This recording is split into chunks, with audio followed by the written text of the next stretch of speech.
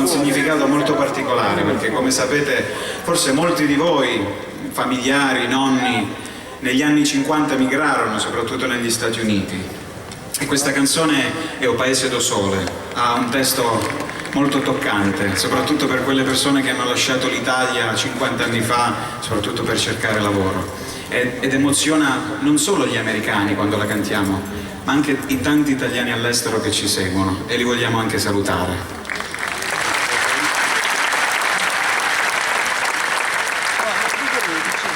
Signore e signori, Ignazio e Piero canteranno per voi O Paese do Sole.